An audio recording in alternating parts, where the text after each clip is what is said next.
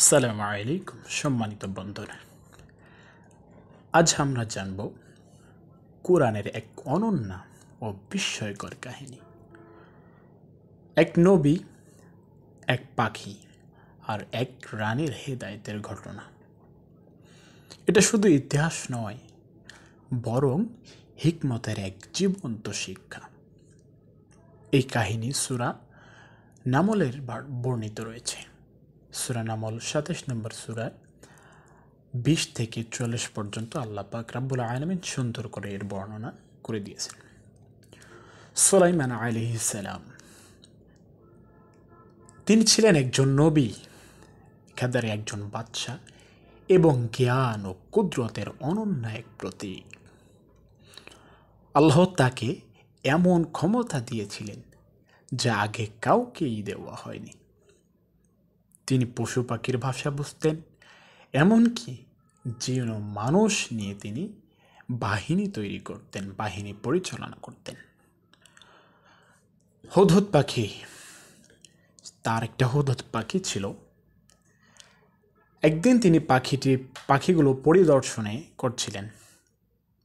তিনি বললেন, আমি হুদহুদকে দেখতে পাচ্ছি না যে, সে কি অনুপস্থিত? ঠিক এর কিছু পরেই হুদহুদকে তালাশ করার পর হুদহুদ পাখি একটা সংবাদ নিয়ে আসলেন। হঠাৎ হুদহুদ পাখি ফিরে এলো। এসে বলল, আমি এমন কিছু জানি যা আপনি জানেন না।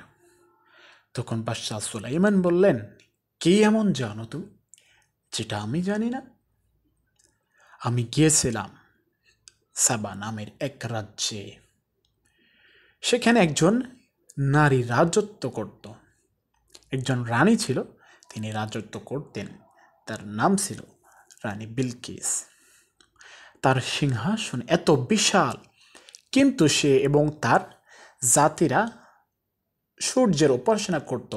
এক আল্লাহর ইবাদত না করে তারা সূর্যের দাসত্ব করত, সূর্যের উপাসনা করত। ঠিক সুলাইমান আলাইহিস সালাম তখনই একটা চিঠি লিখলেন।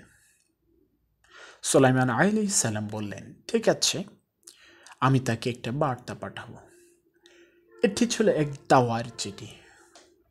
তাতে লেখা ছিল, এটি সুলাইমানের পক্ষ থেকে, বিসমিল্লাহির রহমানির রহিম, আমার বিরুদ্ধে অহংকার করো না, বরং আত্মসমর্পণ করে আমার কাছে এসো। ঠিক সে সময় রানী বিলকিসের প্রতিক্রিয়া ছিল এরকম। তিনি চিঠি পেয়ে রানী বিলকিস চিন্তায় মগ্ন হয়ে গেলেন, চিন্তায় পড়ে গেলেন এবং তিনি তার মন্ত্রীদের সঙ্গে পরামর্শ করলেন। অবশেষে তারা এই সিদ্ধান্তে উপনীত হলেন। সর্বশেষ তিনি সিদ্ধান্ত নিলেন তিনি নিজেই যাবে বাদশাহ সুলাইমানের দরবারে। ঠিক সিংহাসনের মুজিজা, তার আগমনের আগেই বাদশাহ সুলাইমান আলাইহিস সালাম বললেন, কে এমন ব্যক্তি আছে এমন যে তারা এখানে এসে পৌঁছার আগেই আমাকে তার সিংহাসনটা এখানে উপস্থিত করতে পারবে? ঠিক সেই সময় একজন জিন বলল, বাদশাহ সুলাইমান, আমি এনে দিতে পারবো।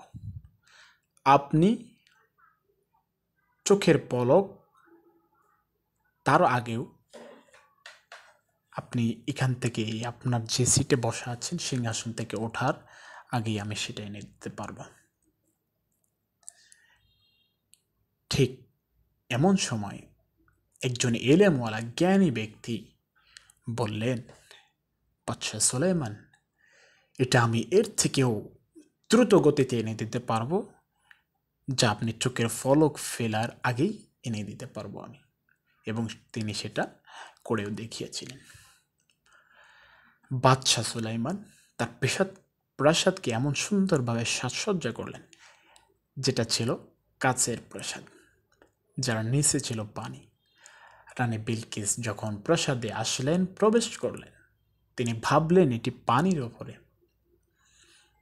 তখন বলা হচ্ছে, তাকে বললেন যে এটি স্বচ্ছ কাঁচ দিয়ে বানানো, এটা পানির উপর। ঠিক হেদায়েত ও ইসলাম গ্রহণ। সবকিছু দেখে শুনে অনুভব করে। রানী বিলকিস বললেন, ইসলাম গ্রহণ করলেন এবং বললেন, হে আমার রব, আমি আমার ওপর জুলুম করেছি, আমি সুলাইমানের সঙ্গে আল্লাহর কাছে আত্মসমর্পণ করলাম। ঠিক শেষে উপসংহার হচ্ছে, সম্মানিত বন্ধুগণ, একটি পাখির মাধ্যমে কিভাবে একটি জাতির সন্ধান পেল, এটাই হচ্ছে আল্লাহ তাআলার হিকমত। দাওয়াত কখনো দাওয়াতকে ছোট করে দেখতে নেই। আল্লাহ চাইলেই যে কাউকেই হেদায়েত দিতে পারেন, সেটা একটা পাখির মাধ্যমেও হতে পারে। সুবহানাল্লাহ। আল্লাহ তাআলা আমাদেরকে এই মহান দায়িত্বগুলো, কাজগুলো পালনের তৌফিক দান করুক। আমিন।